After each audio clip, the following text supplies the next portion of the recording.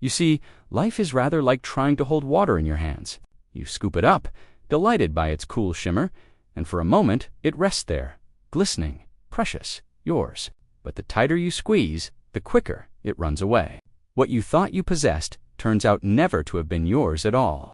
And so it is with everything we try to grasp: love, success, security, even the self we imagine ourselves to be. The more you clutch, the faster it slips through your fingers. We human beings, curious little creatures, are obsessed with holding on. We want permanence in a world that never stops moving. We want certainty in a universe that thrives on change. It's as if we're standing in the middle of a river, shouting at the current to stand still. Yet the river keeps flowing, laughing, dancing past our feet. And the tragedy, or perhaps the comedy, is that the very effort to resist the flow makes us drown in it. Why do we cling so fiercely? Because somewhere deep inside, we are afraid. Afraid of loss, afraid of being nothing, afraid of the vast emptiness behind all our striving. We build walls of control, of identity, of plans and possessions like little children building sandcastles against the tide. But the tide always comes in.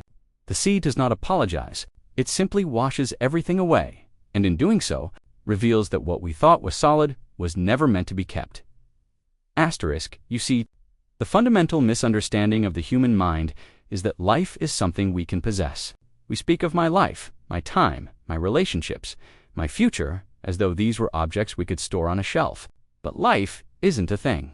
It's a process, a happening, a magnificent dance. And when you try to stop a dance in order to hold on to it, you kill the very thing that made it beautiful. Music only lives when it moves. The note that lingers too long becomes dissonant. Life, like music, must be allowed to play itself. Imagine for a moment that you are floating in the ocean. The waves rise and fall, carrying you up and down. If you struggle, thrash about, you tire yourself and begin to sink. But if you trust the water, if you lie back and let it support you, you float effortlessly. The ocean, which seemed at first your enemy, becomes your cradle. Life is just like that. The current only feels hostile when you resist it. Now, of course, someone might say, but if I let go, won't I lose everything? But that's precisely the point. You will lose everything. And in losing it, you'll discover that you never owned anything to begin with. You'll see that life is not about having, but being. And being cannot be held, it can only be experienced. We suffer. You see, not because the world is cruel, but because we confuse movement for loss. We mistake change for death. Yet every ending is simply the beginning of another pattern. The leaves fall, and in spring they return. The breath you release makes room for the next. The wave that disappears is not gone. It has merely returned to the ocean from which it came. Why then do we cry at the ebb, forgetting that it is also the flow? Perhaps, is because we've been taught to value form over formlessness. We cling to names, to roles, to stories that give us a sense of I.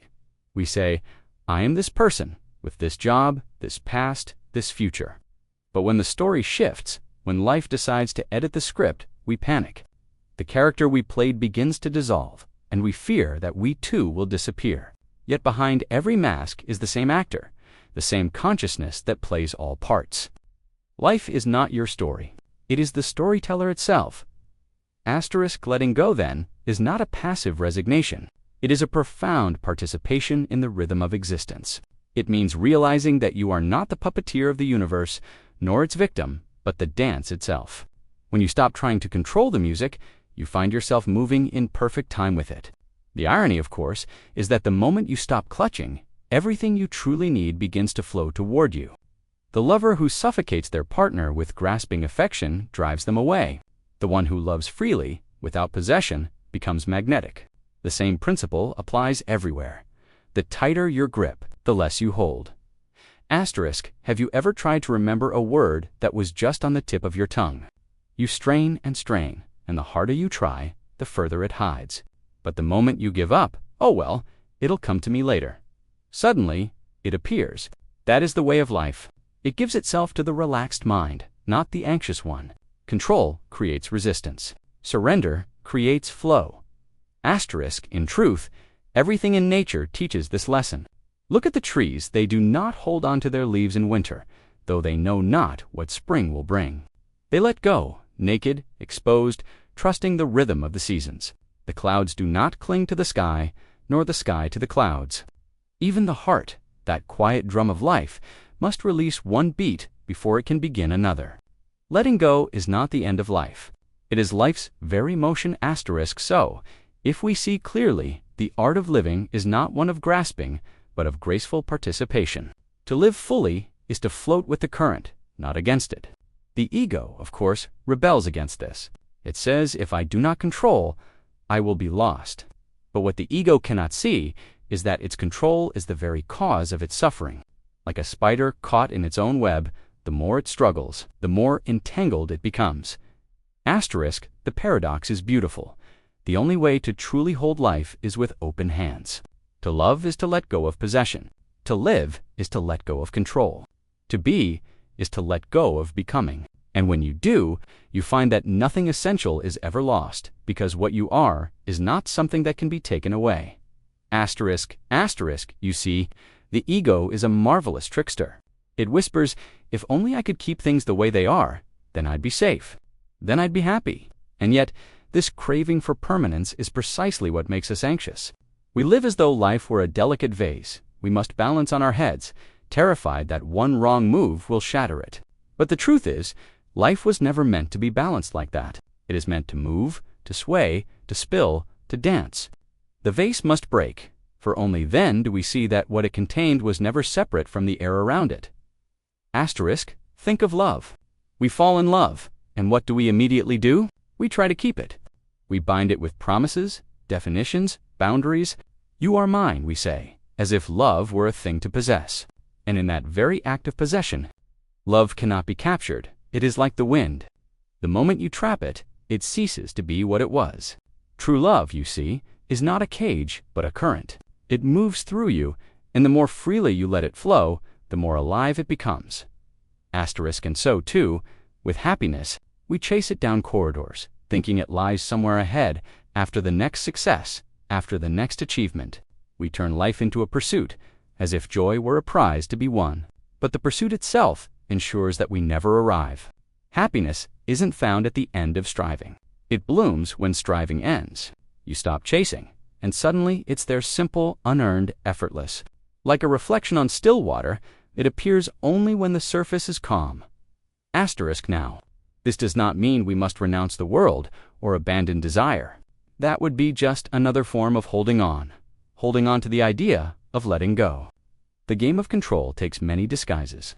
You can try to control by clinging, or you can try to control by renouncing. Both are the same movement. Both are the mind saying, I must manage this. But life cannot be managed. It can only be danced with, like a partner whose steps you do not know. Have you ever watched a leaf falling from a tree? It doesn't resist the air, doesn't protest the wind. It moves with every invisible current, drifting, spiraling, and in that freedom, it becomes beautiful.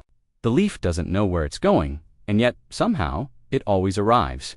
That's the kind of faith life asks of us, not belief in a doctrine, but trust in the unfolding.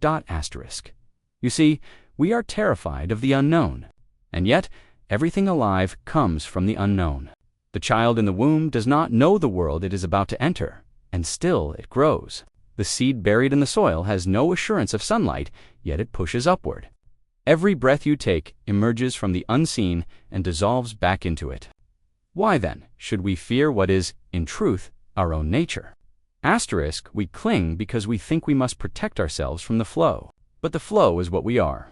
The universe is not happening to you. It is happening as you. You are the movement, the rhythm, the pulse of life exploring itself. The illusion of separateness, that you are a small eye in a vast world, is what makes holding on seem necessary.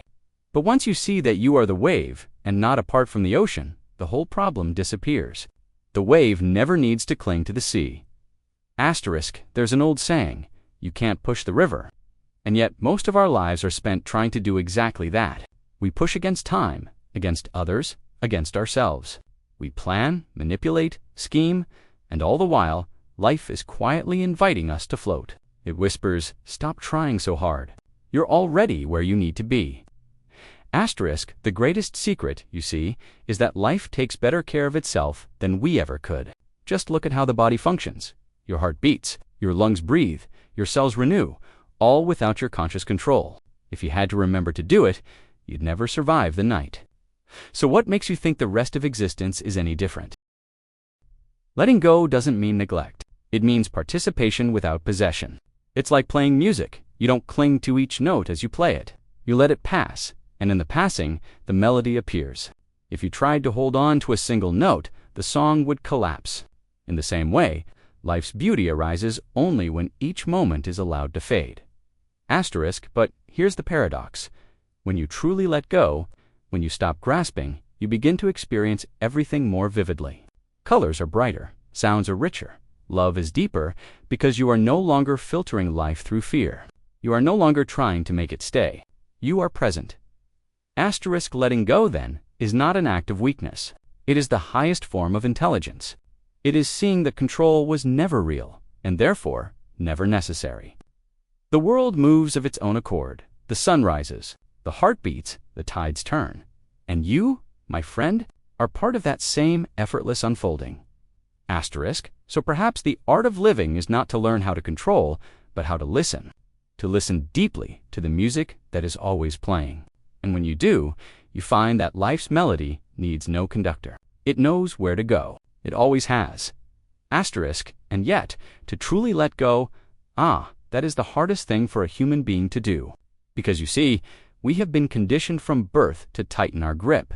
We've been taught that if we just try hard enough, if we exert enough will, we can bend life to our desires. That is the myth of control, the central illusion of our modern madness. It gives us a sense of power, yes, but it also robs us of wonder. Because when you think you control the world, you no longer see it for what it really is, a mystery, alive and untamed. Asterisk, we speak of making life happen. But life was already happening long before you came along, and it will continue long after. You are like a small whirlpool in a vast stream. The water flows through you, takes your shape for a while, and then moves on. The whirlpool may say, "I am water, I am moving myself." But in truth, it is being moved. You are being breathed by the cosmos, not the other way around. Asterisk, when you understand this, something astonishing happens. The need to grasp begins to dissolve. You realize that the world is not something outside of you to be manipulated. It is something within which you move. Like a melody moving within a song. The dancer is not separate from the dance. The wave is not separate from the sea. And you, dear listener, are not separate from the flow of existence. Asterisk, but the ego resists this truth. It says, if I am not in control, then what am I? That question is the beginning of awakening. Because once you see that the I who clings and struggles is a fiction, a ghost in the machine, then the whole performance starts to make sense. You are not the actor terrified of forgetting their lines. You are the play itself. Asterisk now. Of course, this realization doesn't mean that you stop acting, or that you drift aimlessly. The game still goes on. The difference is, you now play with it, not against it. You become like a surfer riding the waves, aware that you cannot command the ocean, but also that you need not fear it. The art is in balance, not in domination. The surfer's grace lies not in fighting the sea, but in surrendering intelligently to its rhythm. Asterisk, that is the essence of letting go, intelligent surrender. It is not collapse, not passivity, not the dull acceptance of fate. It is the alert, fluid participation in a world that moves through you.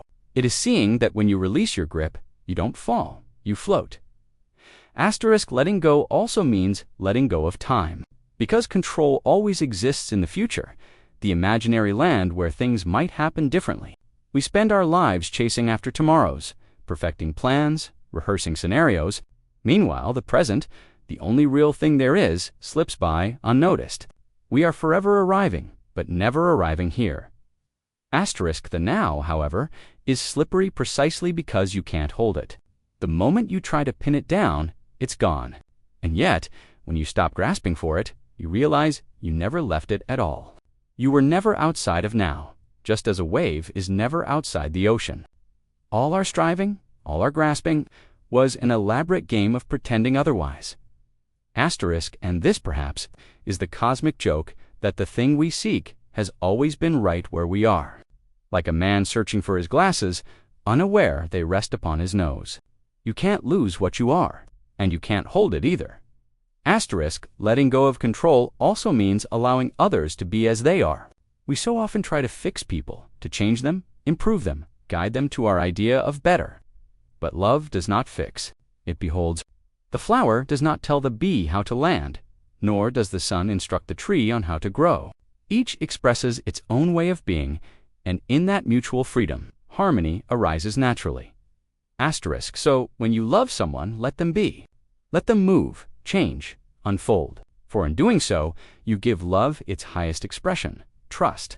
Trust that the same intelligence which moves the stars also moves through them, through you, through everything. Asterisk, and yes, there will be pain. There will be moments when life seems cruel, when things fall apart. But the pain, too, is part of the letting go. Sorrow loosens what the heart clings to. It breaks the crust of the ego and lets something vast shine through. You will lose things, yes, people, places, moments, but you will also see that nothing truly precious can be taken. For what is real is not the form, but the essence. Asterisk, consider the sunset. It fades every evening, yet no one mourns its passing. We know another will come, not the same, but equally beautiful. So too with all of life's endings. The secret is to see that endings are not failures. They are the rhythm of being, the exhale before the next breath. Asterisk, to hold on, is to resist this rhythm. It is to live like a man who tries to keep the tide from retreating, scooping water back toward the shore with a bucket. Exhausted, he calls the sea cruel, never realizing that the sea's retreat is also its return. Asterisk, so the wise person learns the dance of ebb and flow. They do not cling to joy, nor run from sorrow. They do not demand permanence from what is fluid. Instead, they marvel at the play of it all. Asterisk, and as you begin to see this, something inside relaxes. The shoulders soften, the breath deepens. The world, once so heavy, begins to feel light again. Because the burden was never the world, it was your attempt to carry it. Asterisk, letting go is not a one-time act. It is a continual unfolding, like petals opening to the sun. Each day, life asks us, will you trust me again? And each day, we must answer, not with words, but with the quiet grace of release. Asterisk, when you finally understand this, you stop asking life to obey you and start listening to how it sings. You discover that the very thing you feared, uncertainty, is the source of all beauty. The wave is beautiful, precisely because it cannot last. Asterisk, so, my friends, when life slips through your fingers, do not despair. It was never meant to be held. The faster it moves, the more alive it is. And the moment you stop trying to hold it, you'll find to your astonishment that it was never slipping away at all. It was carrying you all along. And then, something wonderful happens. Once you've stopped struggling to make life stay still, it begins to reveal its deeper rhythm, a rhythm that was there all along, humming beneath the noise of your effort. You begin to see that existence has its own intelligence, a wisdom that doesn't require your supervision. The seasons turn without your command. The heart beats without your instruction. The stars burn without your permission. Everything that truly matters happens by itself. Asterisk, this is the great relief. The release. To discover that you are not, after all, a weary captain steering a fragile vessel through stormy seas. You are the sea itself. And the ship, the storm, the stars above all, are part of your own vast movement. You can rest now. You can breathe. Asterisk, most people, you see, live like guests, overstaying their welcome in the house of control. We cling to our habits, our plans, our identities, as though they were furniture we cannot bear to leave behind. We build walls of certainty, decorate them with beliefs, and call it my life. But those walls are what keep the wind of life from flowing through. When you let them fall, when you open the windows and doors, you realize the air that rushes in was what you were suffocating for. Asterisk, letting go is a kind of dying before you die. It is the gentle death of the illusion of control, the quiet surrender of the imagined I who owns, decides, directs. It can feel frightening at first, like stepping into darkness. But what you discover there is not oblivion. It is freedom. Because the one who was afraid was never real to begin with. Asterisk. We spend so much of our lives running from the inevitability of endings, yet endings are life's way of keeping the dance alive. Imagine if every note in a song were held forever. There would be no melody, only noise. It is precisely because each note passes that music exists, and so it is with every moment of your life. Each one must die for the next to be born. The art is in the listening, not the holding. Asterisk, do you see? The present moment is infinitely generous, but only to empty hands. If your hands are full, gripping yesterday's memories, tomorrow's anxieties, there is no space for the gift of now. The tighter you hold, the less room there is for life to enter. Asterisk, the ego, of course, doesn't like this. It would rather live in the illusion of control than in the openness of being. It clings even to suffering, because at least suffering feels familiar. Better the known pain than the unknown peace, it says. But when you dare to open your hands even just a little, you begin to feel something else moving through them, the pulse of life itself. Asterisk, and then, my friends, something very curious happens. The world no longer appears as something outside you, something to be fought with or conquered.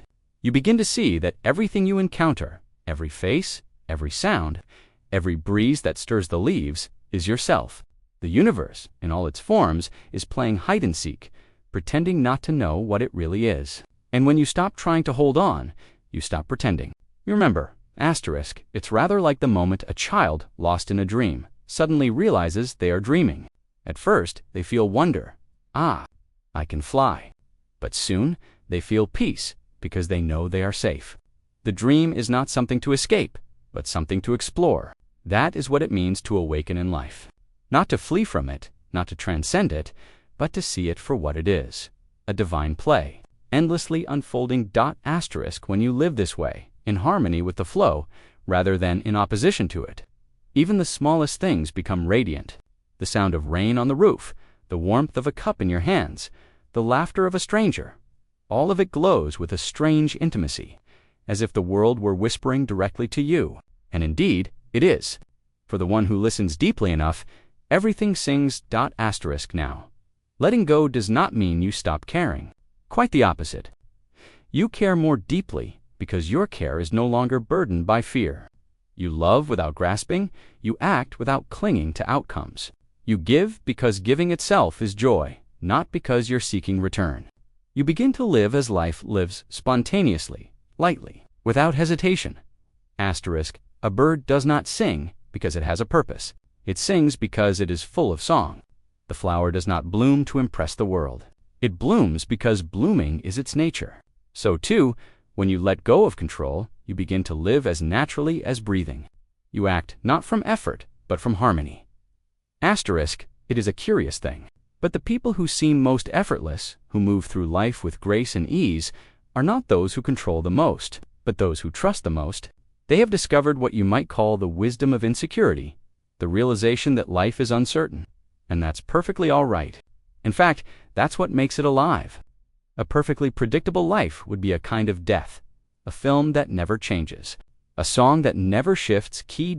Asterisk.